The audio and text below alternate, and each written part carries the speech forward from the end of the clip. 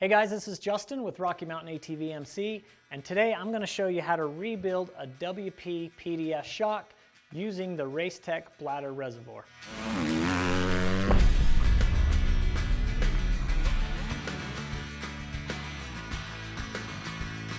Alright guys, so today I'm going to show you how to rebuild this WP Shock. Now this shock came off a 2015 250 XCW, and it's really similar to all the KTM shocks from 2003 up to 2016. But I will say, always refer to your service manual. There's always going to be a little bit of differences. So that's what we're doing here today. And I'm going to be rebuilding it with the Racetech Bladder kit.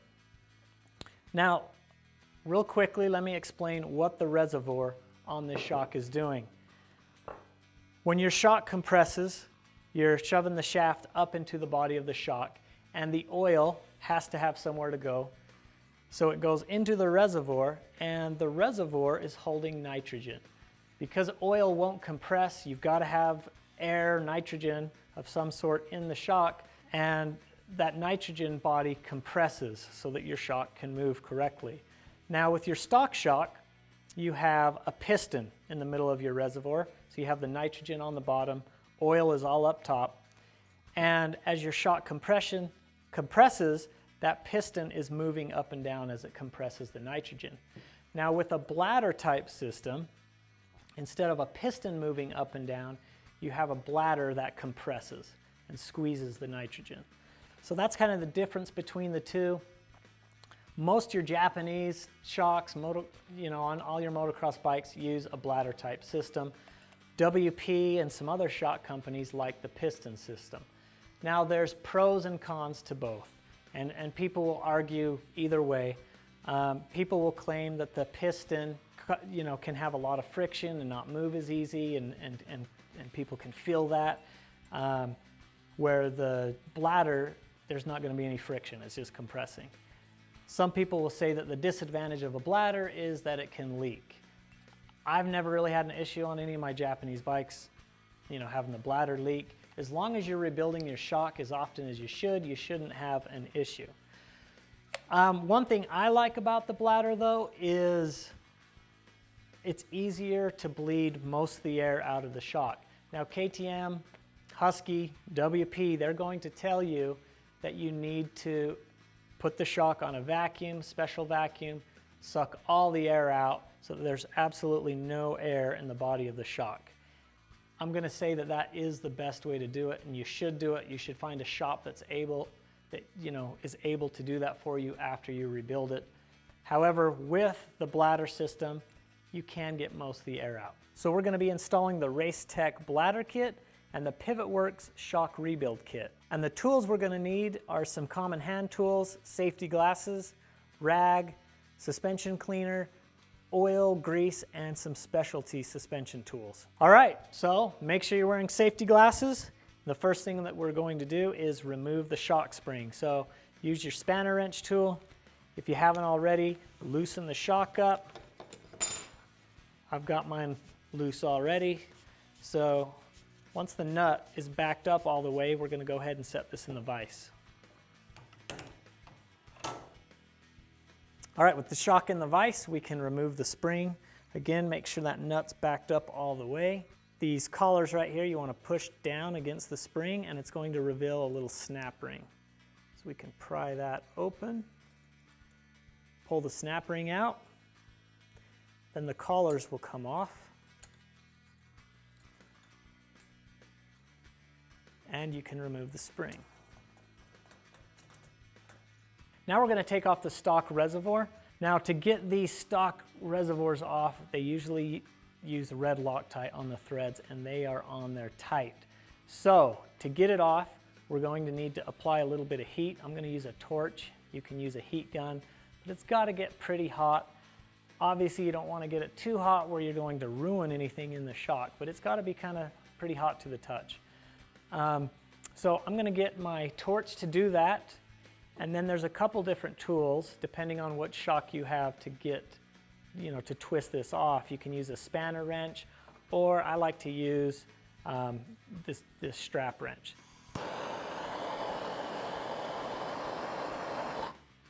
All right, with that warmed up, I'm going to use a strap wrench to take it off. And you want to be kind of quick so that that Loctite doesn't freeze back up on you. All right, now we can loosen this up. Make sure you have an oil pan underneath because oil will come out of here. Now you can tell this shock has been rebuilt recently. That oil is pretty clean. So there you go, there's your stock reservoir. You can see the piston inside. Keep in mind, if you wanted to put on the Racetech Bladder kit without rebuilding the whole shock, you could do it at this point. We would just install the new reservoir, fill it with oil, put the bladder in and the cap, and I'll show you how to do that at the end of this rebuild video. Next, we want to take off this cap that protects your sill. So there's 4 holes around this little collar, and we're just going to use a punch and a little hammer, and we're just going to tap it up carefully. Get it up a little bit on one side, go to the other side.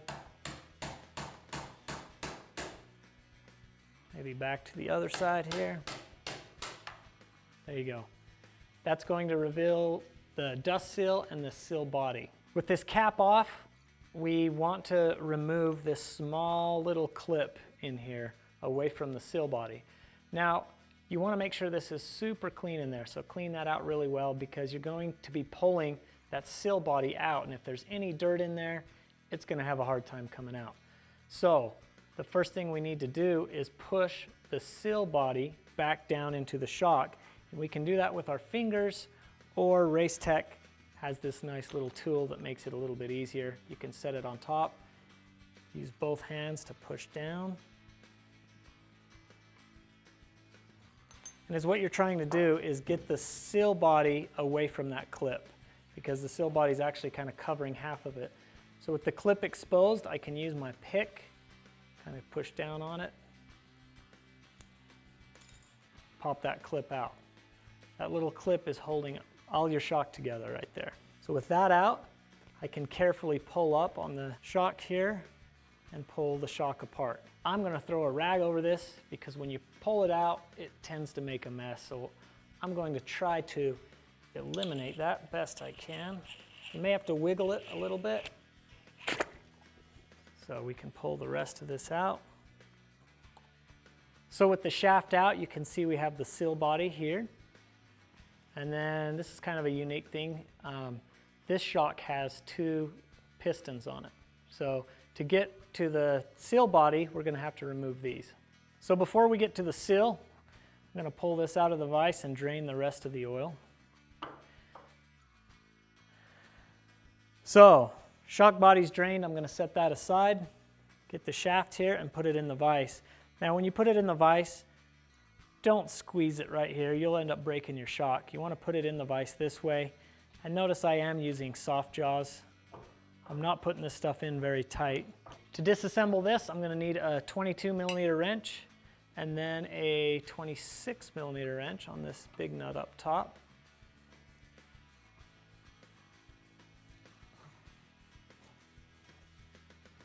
All right, now with these pistons, there is a ton of little washers, little shims. Make sure there's no washer stuck to the nut. As you can see, there's this little guy that wanted to stay there. So I'm going to keep that with the piston stack. You want to keep everything together. The best way to do that is to get a screwdriver, kind of set in here, lift everything up, and that's going to keep all these little washers. You can see that. It's going to keep everything in order. So I'm going to take this piston, leave it just like that, set it aside. Now we can take this nut off with the 22.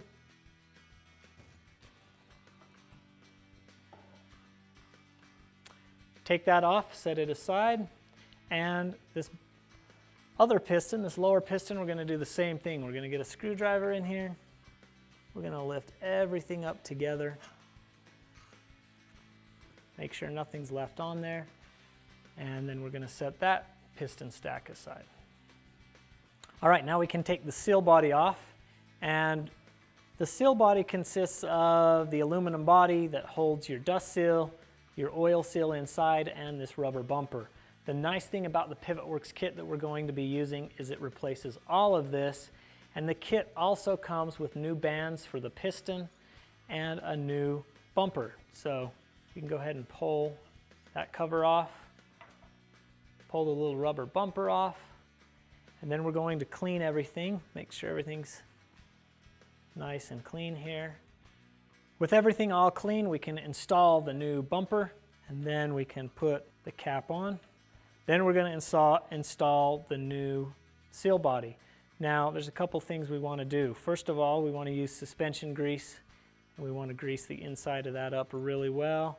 Now, this edge on this shock shaft, this one's not too bad, but typically that's a really sharp edge, and you don't want to slide your new seal on, cut your new seal, and have your shock leaking. So I have this little bullet here from Tusk. You set it on the shaft, it smooths out that transition right there, and then you can put the new seal head on without any fear of damaging your seal. So once that's in place, you can remove the tool, and then we can reinstall the pistons.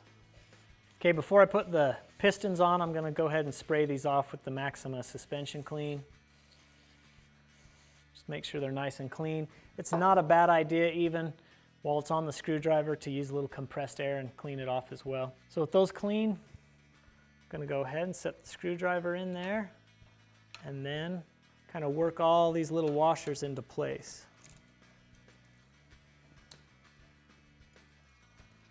Now we can put this special nut on, so I'm going to put a little thread locker on the threads.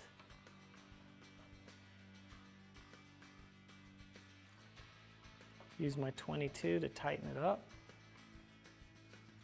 Now I can put the other piston on, so get my screwdriver here. Work those washers on, make sure everything's on all the way.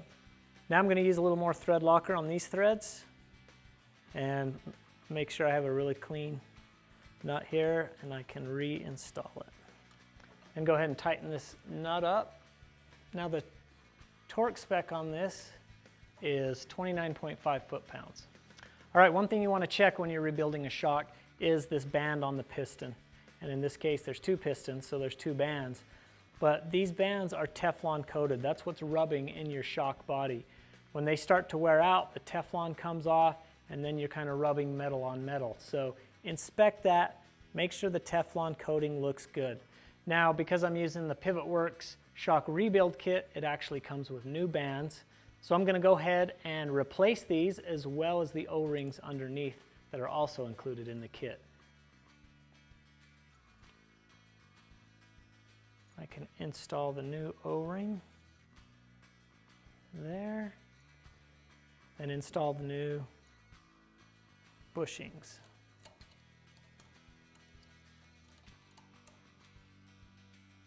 With everything assembled here, I'm going to put the shock body back in the vise, and we'll put everything back together.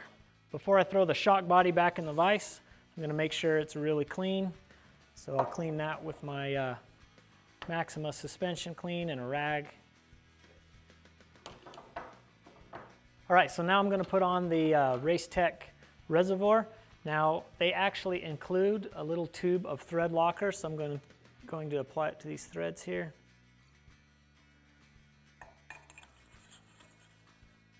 Then we can use the strap wrench to tighten this up.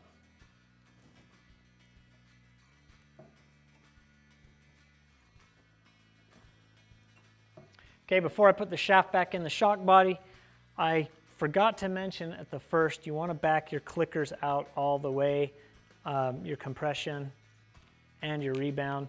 That's going to help oil flow a little bit better when we put this thing together. So I'm going to go ahead and put some oil in the body here.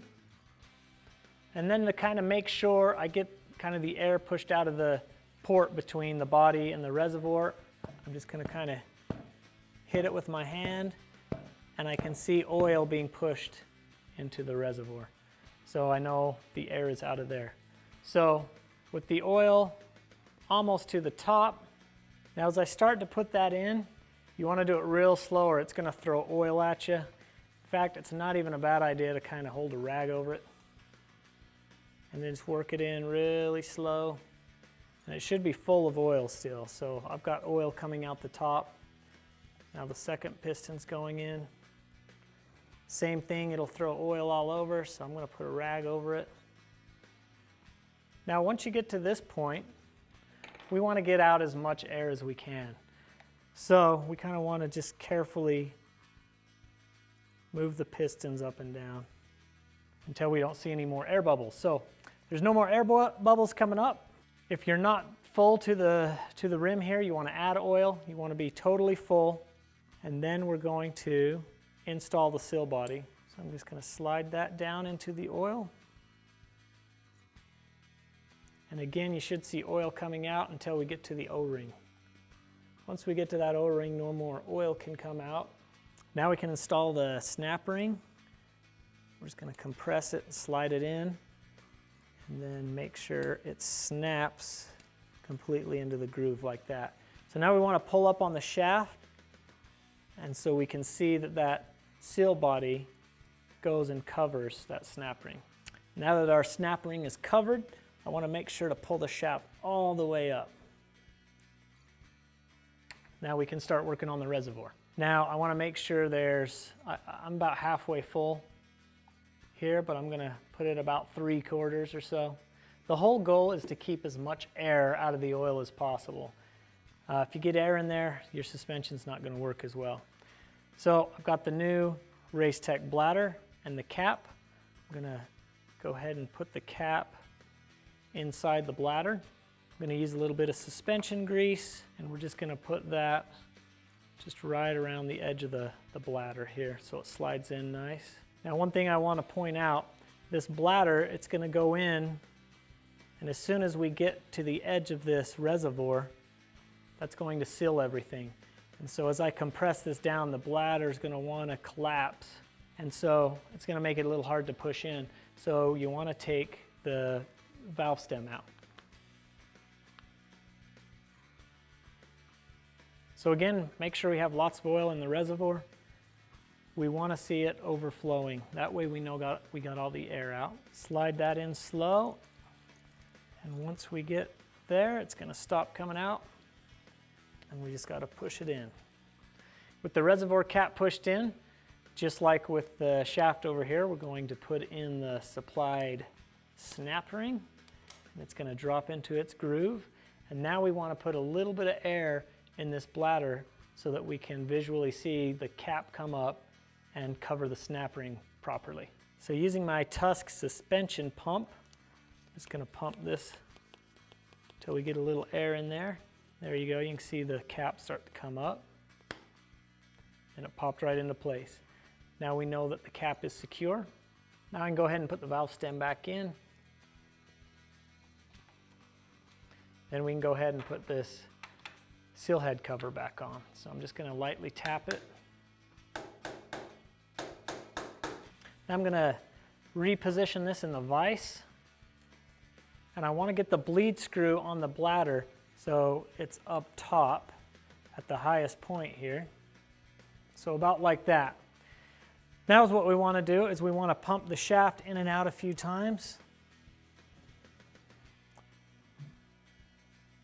And as what we're trying to do is we pump that shaft, we're trying to get any bit of air that might be left in there, kind of push to the top and up into the reservoir at this bleed screw.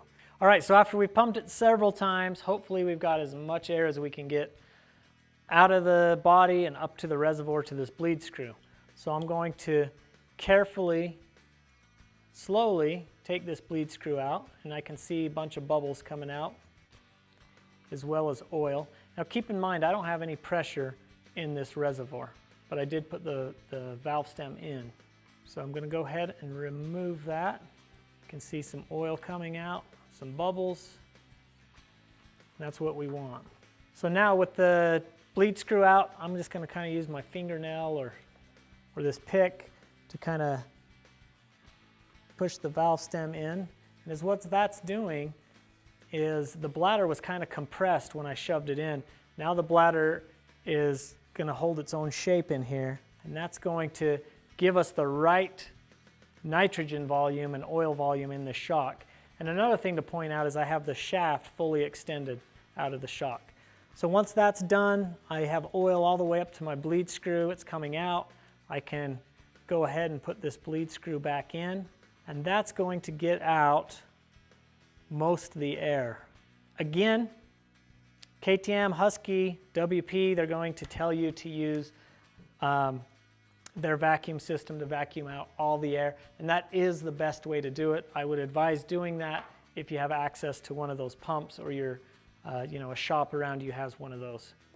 All right, now I'm going to prop this back up in the vise here so we can put the spring on. So I've got the washers that were on top of this spring. Those go on first, then the spring, and then the bottom retainer collars. Now I want to point out on these that there's a little rubber O-ring in between this washer and this collar here, and this one is pretty smashed up. So while we're here, I just pulled a brand new OEM one. So we're going to replace that, put it in the groove there, put the washer on top, and go ahead and slide those on. With that in place, I can get the circlip or snap ring, whatever you want to call it, put it back on, slide the collar over it, and then adjust the nut down to the spring. Now we can go ahead and put the compression and rebound clickers back to their stock setting or wherever they were before you rebuilt it. Now we can go ahead and air up the reservoir with nitrogen. We're going to set this to about 150 psi. Now I realize most of you aren't going to have nitrogen tanks, so again you're going to have to find a shop around you to fill that for you. Once that's done, we'll put it back on the bike, set the sag, and we're good to go. All right guys, that's it. That's how you rebuild a WP PDS rear shock. Again, I like the bladder system from Racetech. It's the easiest way to bleed the air out of the shock when you're rebuilding this at home.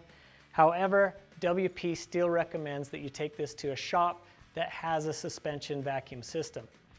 Be sure and subscribe to our YouTube channel. We have a lot more how-to videos, product spotlights, and bike builds. Be sure and check out our website. We have everything for suspension for your motorcycle, ATV, and UTV. Thanks for watching.